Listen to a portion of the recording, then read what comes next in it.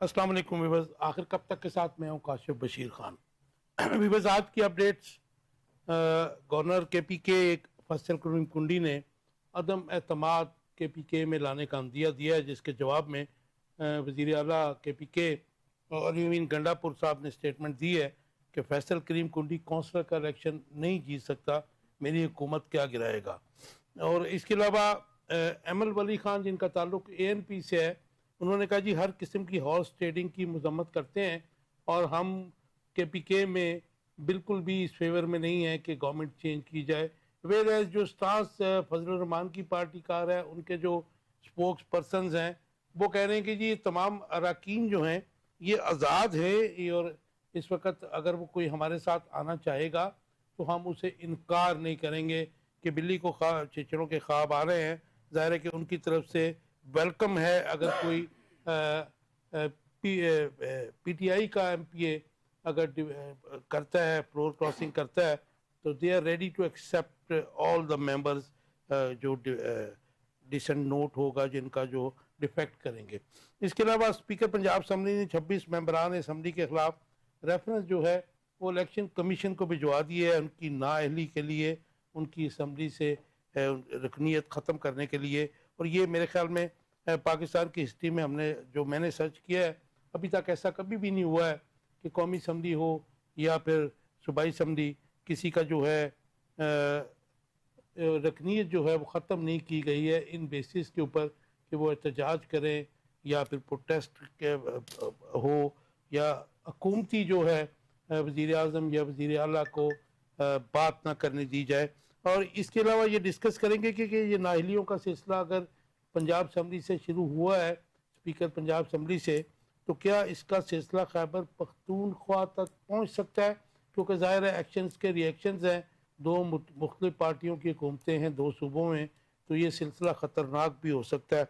इसके अलावा वज़ीर आज़म शहबाज शरीफ साहब ने जो अपोजिशन को मुज़ाकरात की दावत दी है, क्या ये हुकूमत महंगाई और ख़राब मईशत से नज़र हटाना चाह रही है, ऐसा कहना है PTI के और अपोजिशन लीडरों का। जबकि दूसरी तरफ जो है महमूद खान अचकज़ई ने जो है मुज़ाकरात पर आमादगी ज़ाहिर की है, लेकिन उन्होंने ज़ाहिर है मशरूत मुज़ाकरात की बात की है।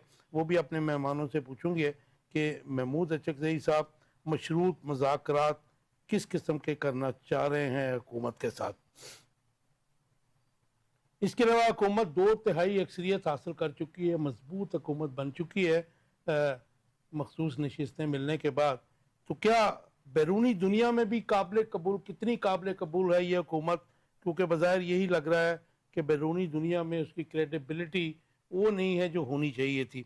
इसके अलावा तहरीक इंसाफ की एक मरतबा फिर एहतजाज की कॉल की हकीकत क्या है और वो क्या होगा, क्योंकि 2-4 दिन के बाद 6 तारीख के बाद 10 मुहर्रम भी आ गया और वो जब ख़त्म होगा उसके बाद की कॉल है। लेट्स सी कि वो क्या करते हैं इसमें और वो कितनी कामयाब होती है, क्योंकि उनका लीडर तो जेल में है।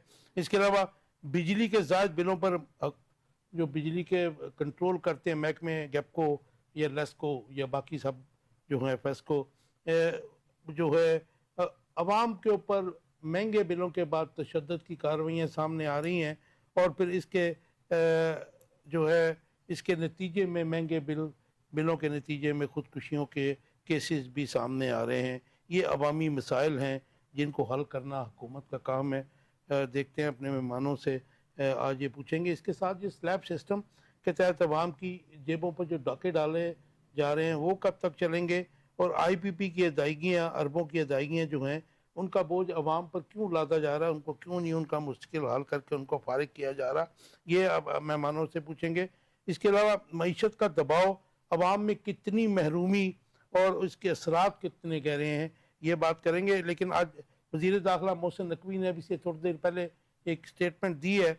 उन्होंने कहा जी ईरान और इसराइल के सीज़ फायर में के पीछे वर्दी है, और साथ में बाद में उन्होंने कहा कि मियाँ शहबाज शरीफ साहब भी इस सुलह में शामिल हैं। तो 2 रोज़ा दौरे पर आज़रबाईजान मियाँ शहबाज शरीफ साहब चले गए हैं। इंट्रोडक्शन कराऊंगा अपने मेहमानों का। अब्दुल्ला मलिक साहब हैं मेरे साथ। मलिक साहब वेलकम टू द शो। सरदार आसिम जवेद साहब हैं। सरदार साहब वेलकम टू द शो। और हमारे साथ लाइन पे होंगे बड़े सीनियर और जो सीजन जर्नलिस्ट हैं सकलैन इमाम साहब, जो लाहौर प्रेस क्लब के बहुत देर पहले प्रेसिडेंट भी रहे, बहुत सीजन जर्नलिस्ट हैं और आजकल वो लंदन में होते हैं, तो वो हमारे साथ लाइन पर होंगे। सरदार से आपसे शुरू करता हूँ मलिक साहब, हाउ डू यू सी कि ये जो सूरत हाल बनी है मखसूस नशिस्तों के बाद, इसके बाद जो है KPK में जो गवर्नमेंट है अली अमीन गंडापुर साहब की, जिसको विच इज़ कॉल्ड के PTI की गवर्नमेंट है, ज़ाहिर है कि PTI के ही हमारे याफ्ता MPs थे वहाँ पर, तो उसके वो अनसेफ क्यों हो गई है? और ये एक और नया जो है पेंडोरा बॉक्स खुल गया है कि फैसल करीम कुंडी साहब जो है, पहले भी उनकी ख्वाहिश थी कि जी ये गवर्नमेंट को टॉपल किया जाए, लेकिन अब उनके बयानात में शिद्दत आ गई। कल उनकी मुलाकात भी हुई है प्राइम मिनिस्टर के साथ और आज उन्होंने कहा कि जी अदम अतमाद लाने का हमारा प्रोग्राम है। उन्होंने कहा जी हमारी जिस दिन भी एक सीट भी ज़्यादा होगी, वो तो ज़ाहिर है कैसे ज़्यादा होगी आप बेहतर जानते हैं। सवाल कर दे, मैं जवाब देता हूँ। 5-6 सवाल कर रहे हैं। जब पहली बात तो ये है, ये कनेक्टेड है ना जी, मैं चाह रहा हूँ एक ही इसमें कंप्लीट हो जाए। मैंने सुन लिया। देखिए, पहली बात तो ये है कि जहाँ भी दुनिया में या किसी इंडिविजुअल मुल्क में शख्सियात निज़ाम से या इदारों से ऊपर हो जाएं तो वहाँ पर कोलैप्स होता है। जैसे आपने देखा होगा कि ईरान इसराइल जंग में, पाकिस्तान इंडिया की जंग में, या और रवंडा या दूसरे ममालिक हैं जिसको ट्रंप साहब क्लेम करते हैं कि ये मैंने करवाया। तो इसका मतलब ये है कि एक शख्सियत जो यूनाइटेड नेशन के इदारे हैं, जो सिक्योरिटी काउंसिल है, उनसे बड़ी हो गई है और वो इदारे कमज़ोर हो गए हैं। जब इदारे कमज़ोर होते हैं तो उसका नतीजा कोई अच्छा नहीं निकलता, बगावत होती है, लोग नहीं मानते चीज़ों को। यही हाल हमारे पाकिस्तान का है कि हमारा जो आइन है, आइन से कुछ शख्सियात बालातर हो गई हैं, आइन से कुछ इदारे बालातर हो गए हैं। मसलन अभी जो रिसेंटली मखसूस नशस्तों वाला केस फैसला आया है, इसमें पाकिस्तान की जो जय्यद और पुराने और मंझे हुए जो हमारे लीगल फैकल्टी के अरकान हैं, उन सब ने इसको कंडेम किया और कहा कि ये एक डाका मारा गया है और ये अनकॉन्स्टिट्यूशनल फैसले। और अभी आपने देखा होगा कि अभी एक जजमेंट जो आई है उस पर 2 जजेस के सिग्नेचर रहते हैं, तो वो जजमेंट तो वैसे ही डिफेक्टिव जजमेंट है, क्योंकि जब तक तमाम जजेस साइन नहीं करेंगे उस वक्त तक वो फील्ड में आ ही नहीं। लेकिन but I am sorry to interrupt you, लेकिन ये आप जो बात कर रहे हैं ऑर्डर ऑफ द कोर्ट की बात कर रहे हैं ना जी, लेकिन इलेक्शन कमीशन ने कल उनकी सीटें बहाल कर दी। मैं वही तो आप कह रहे हैं, आप मेरी बात सुनेंगे तो पूरा। अब मैं यही अगली दफा ये कहने लगा था कि जब बदियाल साहब के ज़माने में एक बेंच ने फैसला दिया था सीटों के हवाले से, और बाद में मसूर अली शाह साहब के, उनको तो टच भी नहीं किया इलेक्शन कमीशन ने, और ये जो अभी डिफेक्टिव जजमेंट है इसको फौरी तौर अमल दरामद कर दिया। गो कि इस फैसले से कुछ पॉजिटिव नेगेटिव असरात नहीं होंगे, लेकिन ये देखा कि आइन जो है ना, आइन का हुलिया बिगड़ गया और आइन को हमने बिल्कुल ऐसे ही है कि जैसे ये जमीन, ये सरजमीन बेआइन है, आइन के बगैर है। अब दूसरी बात यह है कि क्या पंजाब असम्बली से जो 26 अरकान है सूबाई असम्बली है PTI के, क्या उनके खिलाफ कोई रेफरेंस जा सकता है? देखिए, ये पार्लिमानी तारीख में तो ऐसा कभी भी नहीं हुआ कि किसी स्पीकर के रेफरेंस इस बुनियाद पर भेजने के कि उन्होंने असम्बली में हल्ला गुल्ला किया, गाली गलौज किया। दुनिया की तमाम जमहूरी ममालिक में, तमाम पार्लियामेंट में तो लोग जख्मी कर देते हैं, लड़ाई झगड़े होते हैं, पार्लियामेंट का हिस्सा होता है, लेकिन बाद में सुलह सफाइयाँ हो जाती हैं। हाँ, 2 तरीके से डिस्क्वालिफिकेशन हो सकती है, 62 और 63 में। अब वो आइन है, अब उसमें तो वो उसके पैरामीटर ही अलग हैं। तो ये सिर्फ और सिर्फ प्रेशर टैक्टिक्स है, उनको भी मालूम है कि इस किस्म की चीज़ें नहीं हो सकती, लेकिन एक प्रेशर डालने के लिए PTI पे और कान पे ये कर रहे हैं। ये सारी की सारी चीज़ें गैर कानूनी। तीसरी बात, आपका जो क्वेश्चन है KPK का, देखिए KPK के में PTI की मजबूत हुकूमत है। अभी जो नशिस्तें अपोजिशन को मिली हैं, जिसकी पार्लियामान में 1 सीट थी उसको 4 मिल गई हैं। तो क्या आप समझते हैं कि जो 88, 90, 95, 97 वाला जो एक ईरा था मुहतरमा बेनज़ीर भुट्टो शहीद और मियां नवाज शरीफ के दरमियान, जो बिल आखिर 2006 में एक COD पर ख़त्म हुआ, एक रविश, एक रवायत उन्होंने ख़त्म की, तो ये फिर दोबारा शुरू हो जाएगा। इसका कोई फ़ायदा भी नहीं होगा। हाँ, PTI को ज़रूर फ़ायदा होगा कि वो मजलूम पार्टी बन जाएगी, और जिस किस्म के वहाँ पर हालात हैं और जिस किस्म के बॉर्डर की सिचुएशन है, इंटरनल सिक्योरिटी के जो आपको पहले ही पता है कि जो केपी के और बलूचिस्तान में जो जिस किस्म के हालात जा रहे हैं, मेरा ख्याल है कि हुकूमत के वक्त को होश के नाखिल लेना चाहिए और जिस किस्म का सिनेरियो चल रहा है उसमें पूरी कौम में यूनिटी लानी चाहिए। मलिक साहब, एक इदारों तरफ का तो एमएल वली खां एएनपी वाले वो कहते हैं जी हम किसी किस्म की हॉर्स ट्रेडिंग की मजम्मत करते हैं और हम ऐसी किसी तब्दीली का हिस्सा नहीं बनेंगे। दूसरी तरफ मौलाना फजल रहमान साहब की जो पार्टी है JUI, वो कहते हैं कि जी ये आज़ाद हैं, ये अगर आना चाहें। एक तरफ वो कहते हैं कि जी हमें तो ज़रूरत नहीं है, लेकिन अगर ये हमारी पार्टी में आना चाहें तो हमें एतराज़ कोई नहीं है। देखिए पाकिस्तान की तारीख तो इन चीज़ों से भरी पड़ी है, छांगा मांगा वाला है। फिर आपने देखा होगा कि जब इमरान खान साहब की हुकूमत को टॉपल किया गया था तब भी स्वाद हाँ जी, तो अब भी हो सकता है। वो तो कोई चीजें नहीं है। और ये जो बिकाऊ घोड़े होते हैं वो बिकने के लिए तैयार होते हैं, जमीर फरोश हर जगह पाते हैं। बदकिस्मती की बात यही है ना। मुझे ज्वाइन भी किया किसी ने, तो मैं जरा सरदार साहब तक क्विकली स्टांस ले लूं।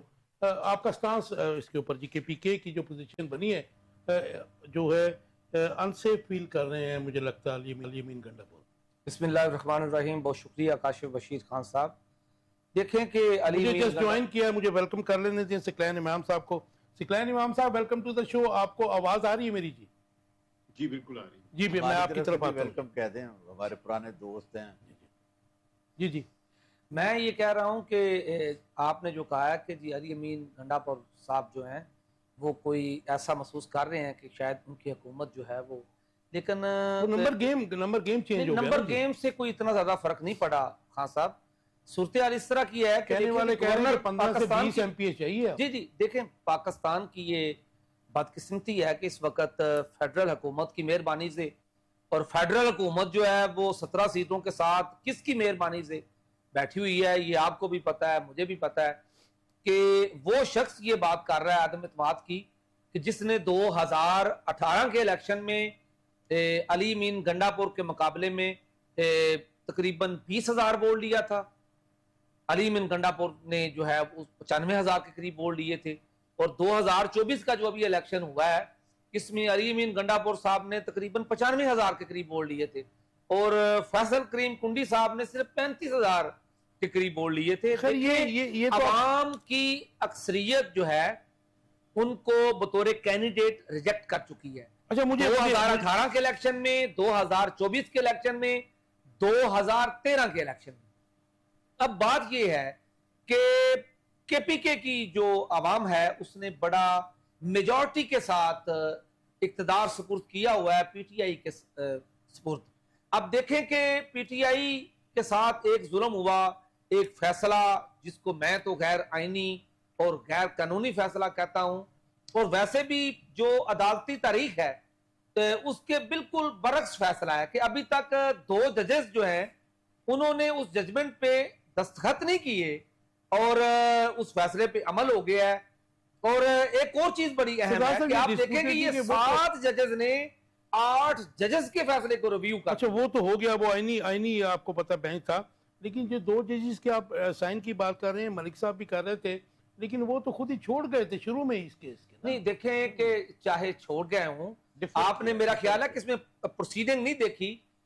इसमें प्रोसीडिंग के दौरान जो है वो जो सरबराह थे उन्होंने कहा था कि ये आएंगे, इन्होंने डिफर किया।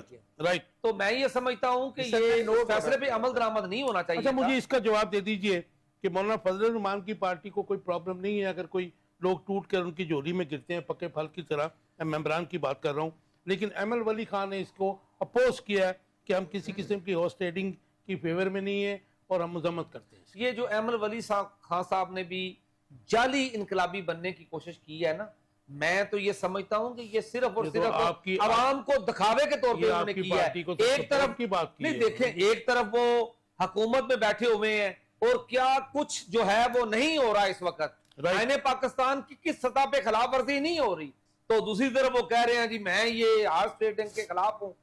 जहां तक आपने बात की है आपको कोई एतराज नहीं है, मैं ये समझता हूं कि पाकिस्तान की ये बदकिस्मती है कि जब हम अपोजिशन में होते हैं उस वक्त हमें अखलाकियात बड़ी याद होती हैं।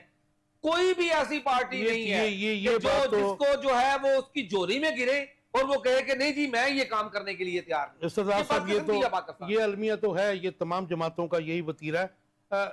सिकलैन इमाम साहब कैसे देखते हैं जो हलचल इस वक्त नज़र आ रही है, गो के इसमें थोड़े से मेंबरान अब उनको चाहिए ये मखसूस नशिस्तों के बाद, और अली अमीन गंडापुर जो है उनका जो एंगर है वो सामने आ रहा है, और चारों सूबों में से एक सूबे में अगर हम कहें कि पीटीआई की गवर्नमेंट है तो वो बस वो एक ही है, वो भी आपको जाते नज़र आ रही है। और हाउ डू यू सी कि जैसे इलेक्शन स्पीकर पंजाब असम्बली ने 26 मेंबरान के खिलाफ रेफरेंस इलेक्शन कमीशन को भेज दिया है, क्योंकि आपका नाता कभी टूटा नहीं है पाकिस्तान की सियासत से, गो कि आप आलमी सियासत पर भी बात करते हैं लेकिन आप बिल्कुल इन टच हैं, आई नो दैट। तो आपका टेक मुझे चाहिए जी। काशिफ साहब, आपने जो बातें मैं जो आपके साथियों की भी सुन रहा हूँ, मेरे लिए भी बड़ा इल्म में इजाफा हुआ इनकी बातें सुन के। एक जो चीज़ हमें वाज़ेह करनी चाहिए कि स्पीकर का रेफरेंस जो है, इसकी आईनी हैसियत क्या है, किस बुनियाद पे आप लोगों को असेंबली से निकाल रहे हैं। ठीक है जी।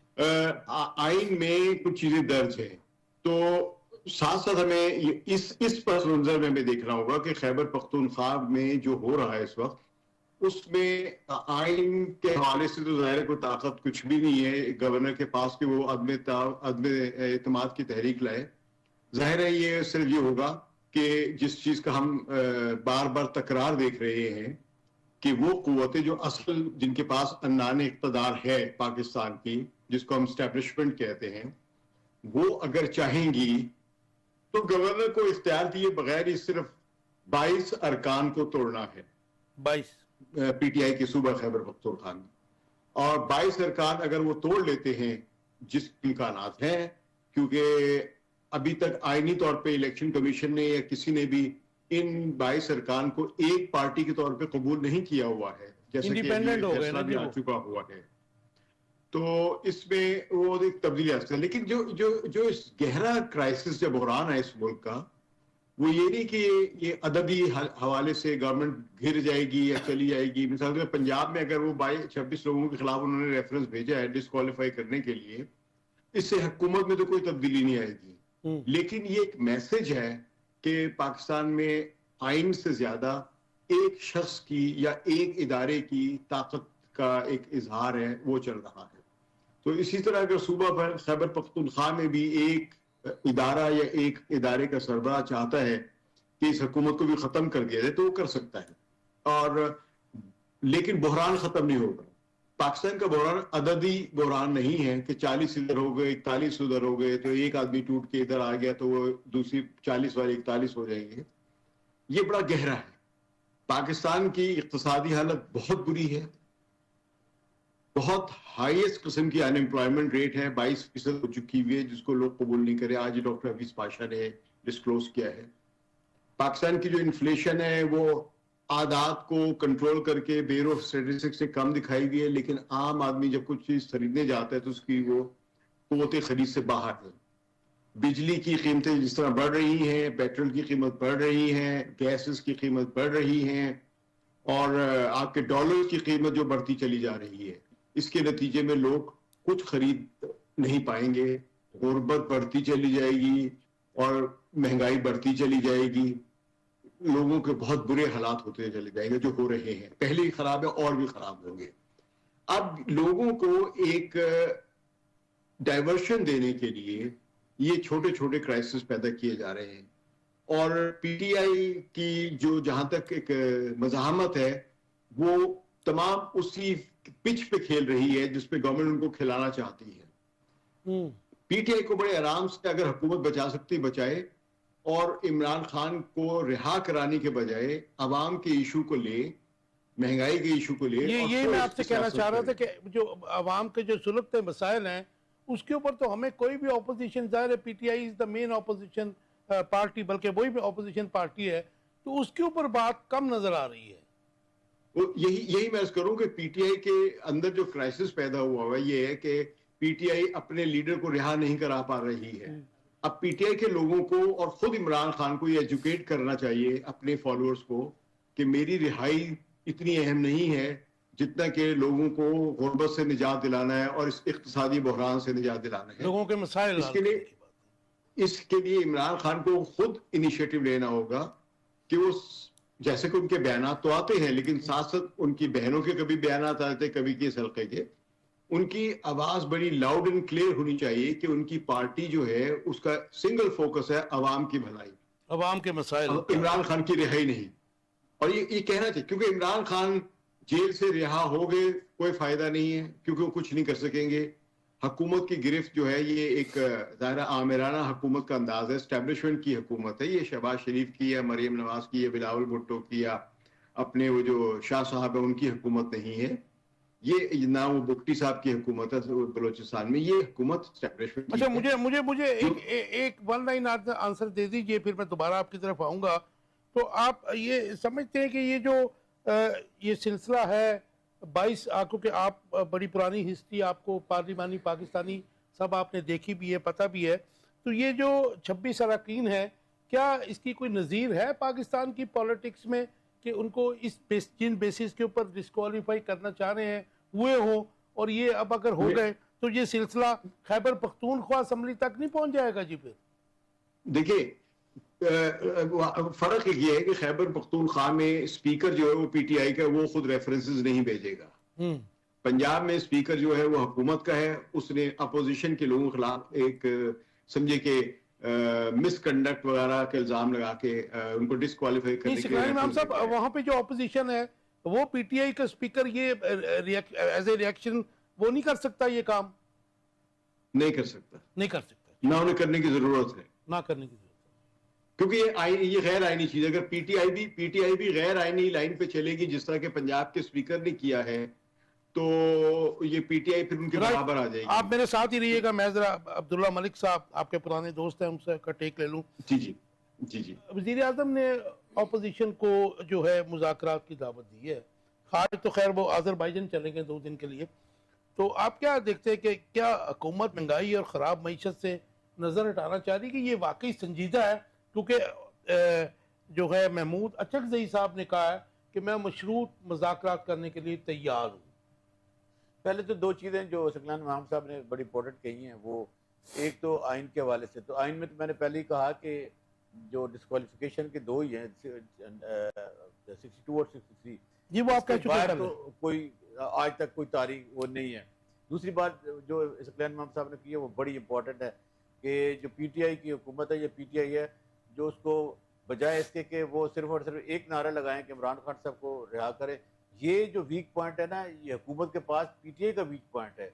लेकिन हुकूमत के जो वीक पॉइंट्स हैं, जिस तरह महंगाई है, बेरोजगारी, बैड गवर्नेंस है जी, बैड गवर्नेंस है, लॉलेसनेस है, अवाम के मसाइल। अब जो हमारे नहीं जो वर्ल्ड बैंक के इदाद शुमार आए हैं कि पाकिस्तान की जो 42.3% पॉपुलेशन है वो खतरे गुर्बत से नीचे चली गई है, और उनमें से जो 4 करोड़ ऐसे लोग हैं जिनके पास खाने पीने के लिए कुछ नहीं है, और वो सारे के सारे जो कमाते हैं वो बिजली के बिल अदा करते हैं, और जो अनरेस्ट है, इकोनॉमी बड़ी बुरी तरह है। देखना जो मुल्क कर्जों पे आगे बात करते हैं, मुझे जरा ये देखिए जो मुज़ाकरात की बात है, कोई शक नहीं है कि जो जमहूरी क़ुव्वतें होती हैं उनके दरमियान हमेशा विंडो ऑफ खुली होनी चाहिए और दरवाजे खुले रखने चाहिए, जमहूरियत का ये हुस्न है।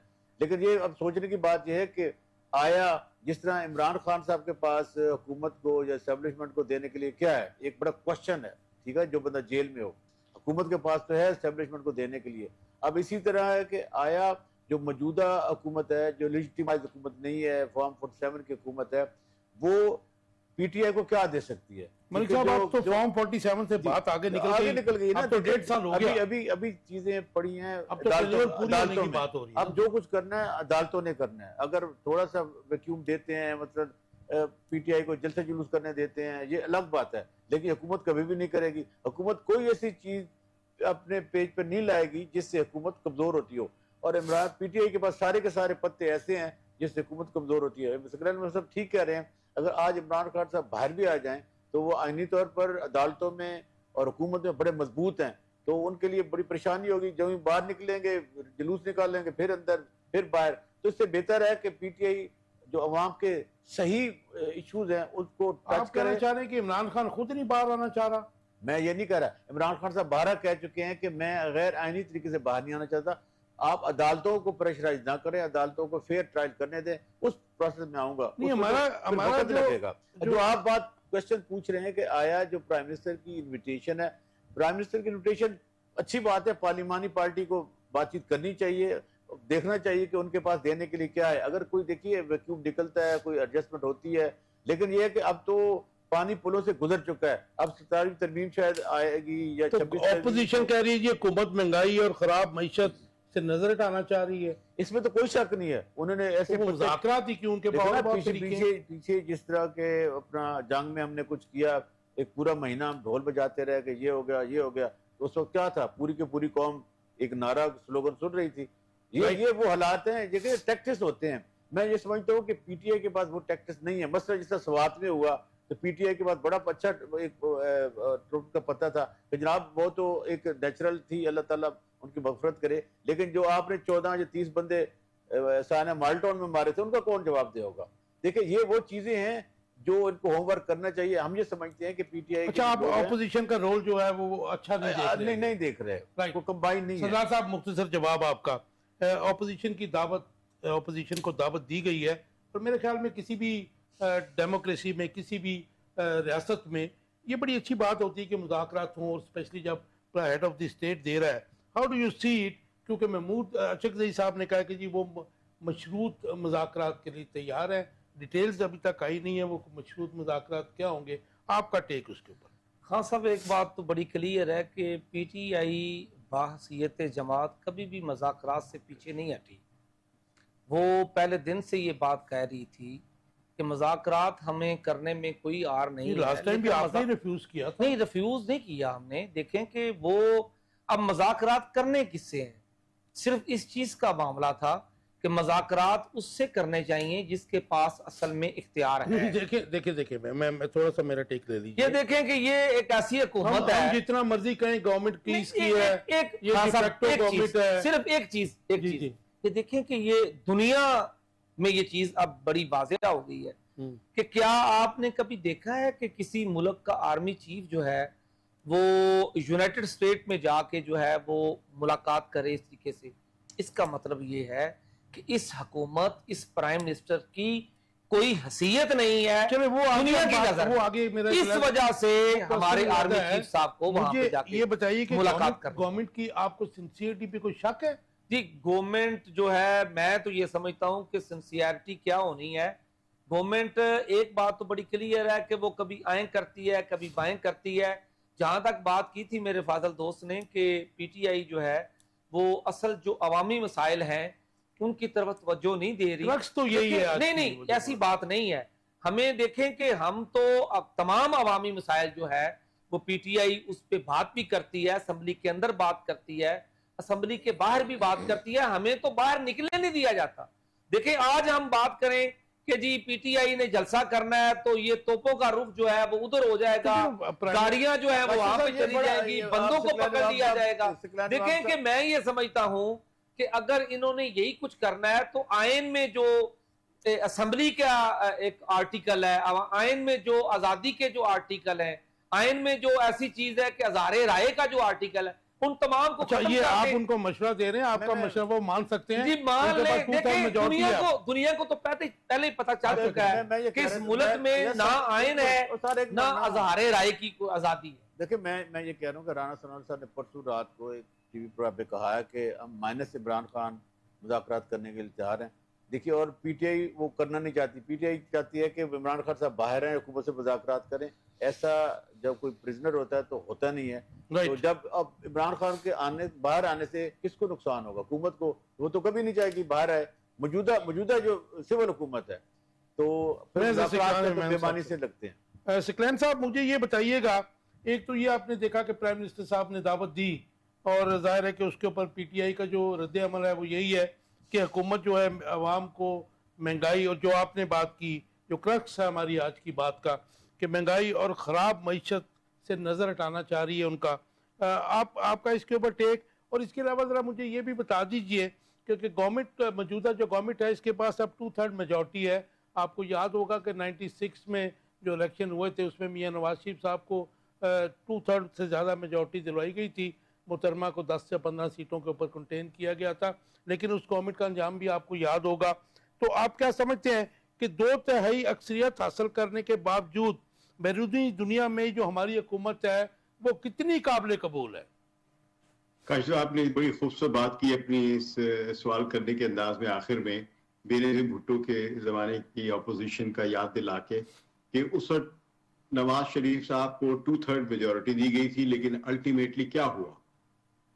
तो अभी भी वही होगा, और शायद अब इस दफा उससे भी बदतर हो। अच्छा, देखिए इससे बहुत बदतर होगा, बहुत बदतर होगा। मुझे डर है कि पता नहीं किस हद तक ये बदतरी जाएगी।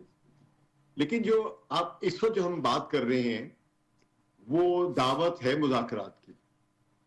अब हुकूमत, वो हुकूमत जिसको दुनिया में हुकूमत नहीं तस्लीम किया जा रहा है, मेरे फाजिल दो जो आपके साथ बैठे हुए उन्होंने फरमाया कि अमेरिका में किसको पाकिस्तान का असल हुक्मरान समझकर दावत दी गई, और जो यहाँ पर जो वजीर आजम है जो कि आईनी लिहाज से चीफ एग्जीक्यूटिव हैं, उनको किस मुकाम पे रखा गया है। तो इसमें एक अहम चीज समझने की जरूरत है कि दुनिया बहरहाल चाहती है, जब भी कोई किसी से बाहर मिलता है तो वो पूछते हैं कि आप अपने मुल्क के अंदर स्टेबिलिटी क्यों नहीं ला रहे हैं, क्योंकि इनस्टेबिलिटी पाकिस्तान में है। आइन में तब्दीली हो जाए, 2/3 हो जाए, आईनी अदालतें बन जाए, 26वीं तरमीम आ जाए, 27वीं तरमीम आ जाए, लेकिन हम हमेशा क्यों देखते हैं कि हर डिक्टेटर जो है वो अल्टीमेटली पॉलिटिकल लेजिटिमेसी क्यों चाह रहा होता है? पॉलिटिकल लेजिटिमेसी आदात का नंबर नहीं है कि 25 हो गए तो लेजिटिमेसी मिल गई या 26 हो गए। ये हेरा फेरी जो होती है ये गिनती की होती है, लेजिटिमेसी नंबरों से नहीं मिलती। लेजिटिमेसी एक वो तासुर होता है जो कोई भी लीडर, कोई भी हुकूमत ये अवाम के सामने कायम करता है कि बादशाह नंगा नहीं है, बादशाह ने कपड़े पहने हुए हैं। यहां पे बादशाह बिल्कुल नंगा है और वो नंबर गिन गिन के कह रहा है कि मैंने कपड़े पहने हुए हैं। तो यहां पर अब बादशाह की मजबूरी ये है कि वो दुनिया को दिखाए कि मैं तो न्यूट्रल हूं। तो जिनके पास अन्नान इख्तिदार है वो अपने आप को न्यूट्रल साबित करवाना चाह रहे हैं। आपने डीजीपी आईएएस पर आईएसपीआर की हालिया एक प्रेस कॉन्फ्रेंस भी सुनी है या उनका बयान सुना होगा कि उन्होंने कहा कि हम तो न्यूट्रल हैं। ये सियासतदान आप that's what constitution says। नहीं ये कॉन्स्टिट्यूशन कहता है, लेकिन हमें मालूम है कि कॉन्स्टिट्यूशन पर कितना अमल हो रहा है, और जो जिनके पास अन्नान इख्तिदार है, जो असल मुतलिक पावर जिनके पास है, वो नंगे खड़े हुए। लेकिन सिकलानी मैम साहब, सॉरी टू इंटरप्ट यू, मेरी अर्ज में बादशाह नंगा खड़ा है। अब वो अपने आप को न्यूट्रल दिखाना चाह रहा है।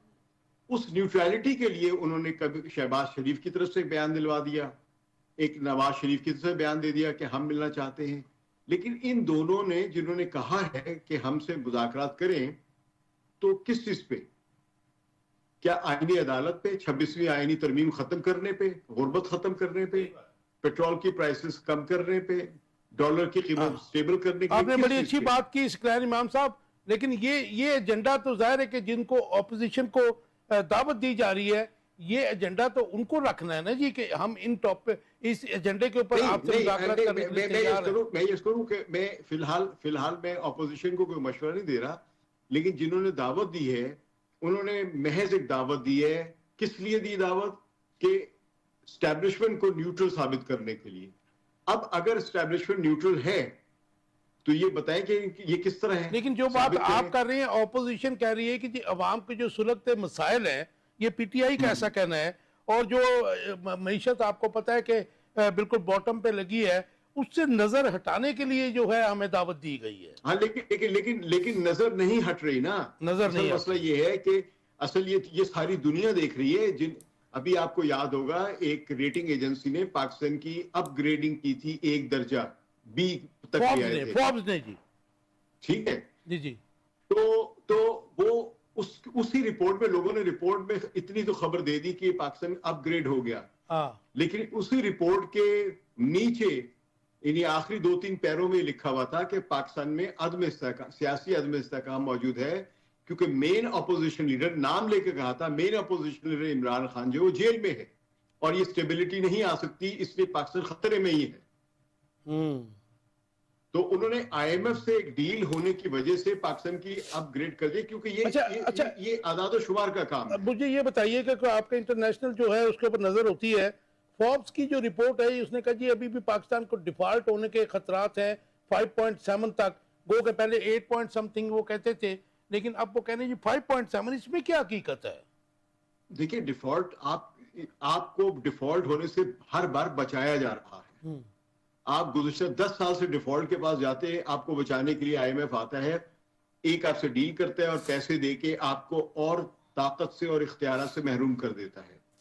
तो हम एक ऐसे क्या कहते हैं खेल में चले गए हुए हैं या ऐसे बिजनेस में चले गए हुए हैं कि जहां हम कर्ज ले रहे हैं, लेकिन कर्ज से ज्यादा मालियत की चीजें या तो निजकारी में फायदा कर देते हैं या दूसरे पे इख्तियार दे देते हैं। राइट, सकलानी इमाम साहब मुझे एक और जवाब दे दीजिए, मैंने दूसरे गेस्टों को भी थोड़ा सा टाइम देना है। जी, ये जो आप क्या समझते हैं कि जो 2-4-5 दिन के बाद 10 मुहर्रम आ रहा है, उसके बाद फिर कॉल दी जा रही है इमरान खान की तरफ से प्रोटेस्ट की, how do you see it, कि इसकी हकीकत क्या है? क्या इस वक्त इतना दमखम रह गया है तहरीके इंसाफ में कि वो पूरे पाकिस्तान में एहतजाज कर सकें? काशिफ, आपके सवाल का सीधा सा जवाब ये है कि इमरान खान या पीटीआई में इतना दमखम है या नहीं है, लेकिन महंगाई बेइंतहा है। लोग निकलेंगे, डिसऑर्गेनाइज होकर निकले, टूटे फूटे निकले, लेकिन जो गुर्बत है वो बढ़ती चली जा रही है, महंगाई बढ़ती चली जा रही है और हर आदमी का मसला खाना पीना, तेल, गैस, इज्जत के साथ रहना, वो पूरा नहीं हो रहा है। आप मेरे साथ ही रहिएगा, मैं जरा मलिक साहब से पूछ लूँ। मलिक साहब, मुख्तसर सा जवाब, 2-3 सवाल है, मैं चाहता हूँ क्विकली हाथा हो जाए उनका। एहतजाज की हकीकत क्या है? आप क्या समझते हैं कि ये एहतजाज जो वो करने जा रहे हैं, इतना उनके मतलब है, दमखम है? और इसके अलावा जो आप ये बता दीजिए मुझे, ये जो बिजली के ज़ायद बिलों पर महकमे वालों का तशद्दुद नज़र आ रहा है, हमने आपने भी देखा है, अवाम की खुदकुशियाँ भी सामने आने लग पड़ी हैं। आपको याद है 99 में जब गवर्नमेंट ख़त्म हुई थी उस वक्त की PMLN की, तो उस वक्त भी यही हालत थी, पहले मुख्तलिफ अदवार में रही है। और ये IPP को जो अरबों की अदायगियाँ की जा रही हैं, इनका बोझ जो है अवाम की जेबों पे कब तक रहेगा? देखिए, पहली बात तो यह है कि सकलान इमाम साहब को याद होगा, जब वो यहाँ पे थे तो MRD के ज़माने में जब अपोजिशन के जलसा जुलूस निकला करते थे, तो उसमें पार्टियों के अलावा जो सेगमेंट ऑफ सोसाइटी थे वो भी साथ जुड़े होते थे। मजदूर तंजीमें होती थी, अपने उनके विंग्स होते थे, बाकी जो लोग होते थे, जो फैक्ट्रीज होते थे, वो देखिए हमने जो मुशाहिदा किया, डिफरेंट सेक्शंस ऑफ लाइफ आप कह रहे हैं, हमने जो मुशाहिदा किया PTI के जलसे जुलूसों में, उसमें बड़ी कम तादाद ने शिरकत की। इसमें कोई शक नहीं, इमरान खान साहब बड़ी पार्टी के सरबराह हैं, उनकी फैन फॉलोइंग बहुत ज़्यादा है, लोग बड़ा उनको पसंद करते हैं, अंदरूनी मुल्क बैरून मुल्क दोनों। लेकिन ये कि उन्होंने जितने भी जलसे जुलूस की कॉल दी है, उनकी टाइमिंग दुरुस्त नहीं थी। देखिए, सियासत में टाइमिंग बड़ी काउंट करती है। हाँ, अगर उनका एजेंडा, जैसे सकलान भाई भी कह रहे हैं, महंगाई हो और अवाम के जो रियल इश्यूज हों, वो है जो पाकिस्तान के इंटरनल सिक्योरिटी के मसाइल हैं, मशत के हवाले से हों, बैरून कर्जों के हवाले से हों, या एक यूनाइटेड नेशन के जो जनरल असम्बली में जो ह्यूमन राइट्स के ऑर्गेनाइजेशन इदारे हैं, उन्होंने पाकिस्तान में बड़े क्वेश्चन मार्क लगा रखे हैं। अभी जब सितंबर इजलास होगा तो वो पूछे जाएंगे, तो क्या आया ये तमाम जो इश्यूज की जिनकी बात हम कर रहे हैं, PTI की क़यादत को तदारक है, या उनका जो आइन पे जो एक तहरीक बनी हुई है उनको इन चीज़ों का तदारक है? क्या वो इशू पे मुतहद हैं, या अपना जो एजेंडा है उसमें जो अपोजिशन की बाकी पार्टियां उनको साथ लेकर चलते हैं? अगर तो एक बड़ा वाज़ेह और जामा एजेंडा है जिसमें कि एक चीज पहलू हो सकता है इमरान खान की राय, लेकिन 99 पॉइंट जो है ना वो अवाम से रिलेट करते हैं, फिर मेरे ख्याल से चलने के लिए कोई तैयार नहीं है, क्योंकि फजल रहमान से जो बातचीत चली थी वो भी डिसकंटिन्यू हो गई। महमूद खान अरशद के पास पार्लिमानी उसकी एक बड़ी वजह है, उसकी बड़ी वजह है कि देखिए इमरान खान साहब की लेगेसी के पीछे कोई नहीं है, वो अपने तनहा अपनी पार्टी के लीडर हैं, बाकी मुझे ये जो मानने के लिए तैयार नहीं है। और जब भी वो कोई ना कोई बातचीत करता है तो ऐसे बातचीत करता है कि पार्टी का सरबराह वही है, लिहाजा पार्टी ने अपनी। मलिक साहब क्विकली मुझे बता दीजिए, स्लैब सिस्टम ने जो अवाम को मारा हुआ है कि 200 यूनिट पे अगर 200 रुपया बिल है तो 201 के ऊपर जाके वो 4000 हो जाता है, इसी तरह का। I am just giving example. ये अवाम को कब तक इस स्लैब सिस्टम के, ये अवाम की जब तक IPPs के साथ इनके वायदे उस वक्त तक तो अवाम को निकलना बड़ा मुश्किल है, और उसमें हुकूमत के अपने इदारे भी शामिल है, 5-7 इदारे तो हुकूमत अपने ही हैं। तो जिस तरह अभी 10% टैक्स लगाया, सेल टैक्स, अपने सारे बेच बूझ के अब जो अवाम की डिमांड बढ़ी है, इलेक्ट्रिसिटी के जो महंगे बिल है सर ये रहेंगे, ये अच्छा। जब तक रहेंगे इसको अदालतें भी वेरीफाई तो इसका करती हैं। इसका इसका हुकूमत एक ही हल है कि अवाम बड़ी तादाद में बाहर निकलें और बिल देने से इनकार कर दें, एक बगावत कर दें, ये वो तो इसका हल है। अदरवाइज तो Right. गरीब आदमी बेचारा तो सरदार साहब, अपने बच्चे मार रहा है। सरदार साहब एहतजाज की क्या हकीकत है? बार बार आप लोग कॉलें देते हैं और फेलियर हो जाता है आपके प्रोटेस्ट का। ऐसे तो जाहिर है कि आपका लीडर भी नहीं बाहर आएगा, आपकी बात तो कोई नहीं सुनेगा जो आप कह रहे हैं। और ये जो इस वक्त नज़र आ रहा है, बज़ाहिर तो ये नहीं नज़र आ रहा। इसके बाद जो दूसरा है मामला, मुझे ये बता दीजिए कि ये जो बिजली के बिलों के ऊपर खुदकुशियाँ शुरू हो गई हैं, तशद्दुद के वाक़यात सामने आ रहे हैं, तो इसके ऊपर आपकी पॉलिटिकल जमात जो है भरपूर, उसका क्यों नहीं इसके खिलाफ बोलते आप? पहली बात तो ये है कि ये जो आपने फरमाया है कि जी एहतजाज पीटीआई का जो है वो बार बार फेल हो जाता है, बिल्कुल फेल नहीं होता। आपने 26 नवंबर का एहतजाज देखा कि पीटीआई के कितनी बड़ी तादाद में लोग और आवाम जो है वो उस वक्त बाहर निकली, और जो लेकिन वो उनके एक सूबे साथ से खूनी निकली खेल ना जी। खेला गया वो भी इस पाकिस्तान की एक तहरीक का हिस्सा है। देखें कि ये जो इस वक्त अपने आप को सो कॉल्ड जमहूरी कहते हैं, जो इस वक्त इक़्तिदार पर काबिज हैं, तो उनको इस चीज का हिसाब देना पड़ेगा। वो एक ऐसा नहीं, काला मुझे- स्याह धब्बा है उन पर प्लीज जो I'm उनका running out क़यामत of तक time. पीछा नहीं छोड़े। सरदार साहब, I'm running out of time. I'm really sorry. मुझे ये बता दीजिए कि जो एहतजाज की ये कॉल है ये कितनी इफेक्टिव होगी? मैं ये समझता हूँ कि हर एहतजाज की कॉल जो है वो इफेक्टिव है। अवाम जिस तरीके से इमरान खान को वोट देने के लिए बाहर निकली, उसी तरीके से अवाम जो अब है मुझे एक वो अब भी मुख्तसर बाहर सा जवाब दे निकलेगी। दीजिए। और कुछ अवाम के इतने ज्यादा मसाइल हैं। मैं अपने जो सकलैन इमाम साहब ने बात की थी कि अवाम इस वक्त महंगाई की चक्की में पिसी हुई है, अवाम को जो उनके बेसिक जो राइट्स हैं वो नहीं मिल रहे, उसके लिए जो बोले ना, बेसिक उसके लिए नेसेसिटीज हैं PTI उसके वो लिए भी नहीं मिल PTI रही।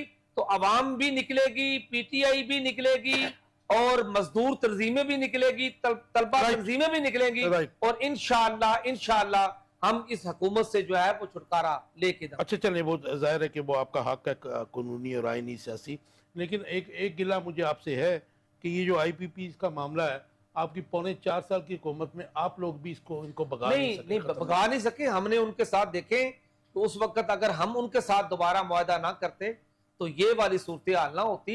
हमने तो काफी ज्यादा मुआहदा करने के बाद इस रेट को जो है वो कम किया था। Right. असल में इसके जिम्मेदार जो है वो इस वक्त जो अहले इक़्तिदार है वो पाकिस्तान 96-7 में हुआ था। जी सकलैन जी, इमाम पाकिस्तान साहब को पीपल्स पता है। पार्टी और नून लीग इसके ये जिम्मेदार हैं। 96-7 और में वही सारे इसके बेनिफिशियरी भी हैं। मायदे उस वक्त हुए थे। सकलैन इमाम साहब, लास्ट क्वेश्चन है, टाइम बिल्कुल मेरे पास खत्म हो गया। आज वजीर दाखिला मोहसिन नकवी साहब ने कहा है ईरान और इसराइल के सीज फायर के पीछे वर्दी है और शहबाज शरीफ साहब हैं, और ये जरा मुख्तसर सा दरिया को कूजे में बंद कर दीजिए। मईशत का जो मौजूदा दबाव है वो आवाम में कितनी महरूमियत तो एहसास जो उसके असरात कितने गहरे हैं? देखिए, आवाम की महरूमियाँ, गुर्बत, महंगाई, बेरोजगारी, ये बहुत बड़ा तूफान है। ये किसी भी वक्त फटने वाला है और उसको रोकने के लिए बहुत सारी चीजें की जा रही हैं। और इसी के साथ साथ एक और नुक्ता आप लोग नहीं उठा रहे हैं कि इसराइल को तस्लीम किए जाने या अब्राहम अकॉर्ड की भी बात की जा रही है। इन सब चीजों को एक डाइवर्शनरी टैक्टिक्स के जरिए कर दिया जाएगा और लोग बाद में देखते रह सकलैन इमाम जाएंगे। साहब, टाइम खत्म यहाँ हो गया। तक- नेक्स्ट वीक में हम इंशाल्लाह इंटरनेशनल अफेयर्स पे प्रोग्राम करेंगे। इन सारे टॉपिक्स को हम उस वक्त डिस्कस करेंगे। आपने साथ दिया मलिक साहब। 1 आंसर, ये जो इस वक्त दबाव है आवाम के ऊपर, ज़्यादा एक्चुअल दबाव तो महरूमी भी है उनमें, मईशत की जो ज़बू हाली की, और इसके अलावा जो असरात हैं कितने गहरे हैं? बहुत कह रहे हैं। मैं तो जैसे सकलैन इमाम साहब से कह रहे हैं कि इसमें ऑपोजिशन का भी रोल पॉजिटिव होना चाहिए ना, होना उनको इस शैडो स्पेस से हुकूमत निकालने के हमेशा लिए। अपोजिशन शैडो बजट देती थी, इसे शैडो बजट नहीं दिया। देखिए पाकिस्तान में अनरेस्ट महंगाई की वजह से हो सकता है। एक बात जो खास आपने बनना की है ही ना कि जो उन्होंने फरमाया है कि जी पीछे वर्दी है और शहबाज शरीफ साहब हैं, मैं भी ये समझता हूँ वर्दी है, और वो वर्दी जो है वो शहबाज शरीफ साहब ने चलो बनाई है। चलो, ये तो मैं उसके ऊपर टाइम ही खत्म हो गया। ये तो वो कोड कर रहा हूँ मैं जो वजीर दाखिला साहब ने आज कहा है और तमाम टेलीविजन चैनल्स ने इसको चलाया। आप तीनों दोस्तों का बहुत शुक्रिया। व्यूअर्स, आप देख रहे थे आखिर कब तक। उम्मीद है आपको पसंद आया होगा, क्योंकि आज हमारे जो गेस्ट थे मतलब ज़ाहिर है क्रिएटिव बात की, उन्होंने बड़ी अच्छी बात की है। लेकिन एंड में मेरी रिक्वेस्ट ऑपोजिशन से और मौजूदा गवर्नमेंट से भी यही है कि एक दूसरे को स्पेस देना पड़ेगा।